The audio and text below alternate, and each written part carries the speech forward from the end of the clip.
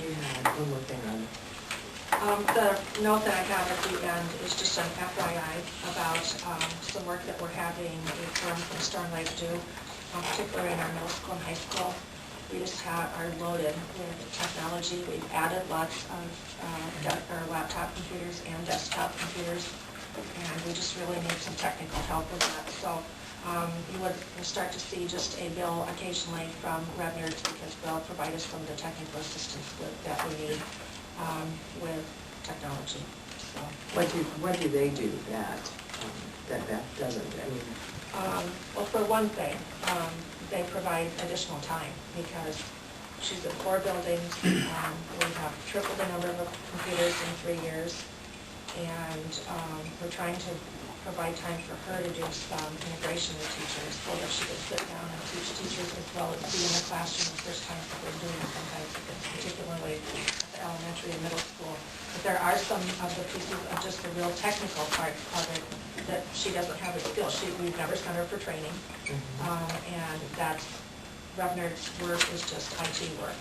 And so they've got techie guys that come out and know what needs to be on the computers, how to do it. They actually set up capability where they're actually, monitoring some of our technology remotely so they can see what's going on. So teachers are saying, well, every time I get ready to do X with a group of kids, half of them can do this, half of them can't. And then from their remote site, they can be looking at what's going on. So it's happening to the filtering system or I can't even explain it because I don't know enough about it, but they're far more technical.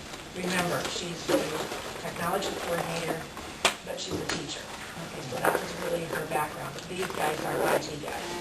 when I talked to Jeremy at Cornbelt one day, we were talking about computers for the office, and he said that you loaded, what do you have for a server that you have different here than people would have in their business and stuff? I mean, what has to be loaded, you know? We have to have that for the I'll talk to you about that. That's not my deal, and I just know it comes up and it works, and I don't know there's a big one. We don't know. There's discs on the ceiling, that's all I know. John, you know more about it, because John's the former tech coordinator here, but... I just know I did that job in 2 buildings, and I couldn't keep up in 2 buildings, so I can't imagine tripling the number of computers and giving me 2 more buildings. So. What do you use for a server? Do you know? There's these space shuttles in the ceiling, that's all. For that kind of information, we don't have... I think it's through the Fort Dodge. I think it's through the AEA. I think so too. Yeah, I think so. I think so. For this IT job, well, they don't have it, when I say education background, they don't have a degree in teaching and education, but they have a background in just technology. I don't even call it instructional technology, but they're just,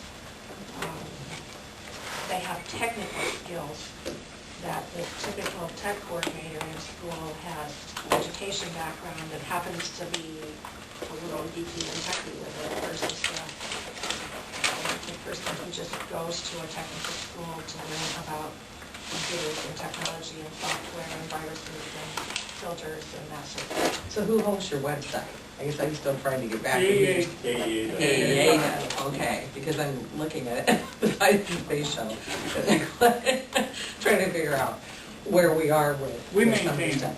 So you maintain it, but they support it. It's hosted at their site. And do we pay for that then each month? Pay for hosting $20. insurance? Huh? It's a 2080. I think it's $240 a year. Okay. Okay. That's because I know. And they host our email. Okay. We run Windows Server 2007 in-house for all of our file sharing. So what do you do for those computers that aren't up to speed? Do you bring those up to Windows 7 or you just leave? I mean, when you guys are working with them in the class, don't look at me like that. I don't know. When you're working with them in the classroom and they aren't, because they can't all be Windows 7, can they? No, I said our server is Windows Your server's 2007. Okay, okay. What are you working with the students on the computers? Are you working with 2003? Most of them have. Most of them have. I was going to say most of them. Yeah. Are they? I'd say 95% of them, we have Office 2007. Well, and like what Barb said, there's like this ghost that sometimes it works and sometimes it doesn't, where you can pull it on this computer and then you come here to pull it and it's not there.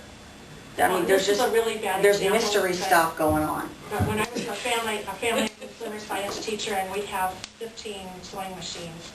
And every one of those sewing machines had been ready to go in the fall, just like, and they're all the same models. But every day there were 2 of them, and they were different ones, different periods. There were just little idiosyncrasies about them. And Melissa could sit down and it worked fine, and Chris could sit down and it wouldn't. He's done the same thing that she did, but it's mechanical and it's a machine. And then remember that, and I always had to remember this even in SDF, kids are sitting there. It wasn't me. I'm the only one that uses this, so I know what goes on every day with this. But if you were on it, and then another period I was on it, and then Brett was on it, well, that would probably be a problem.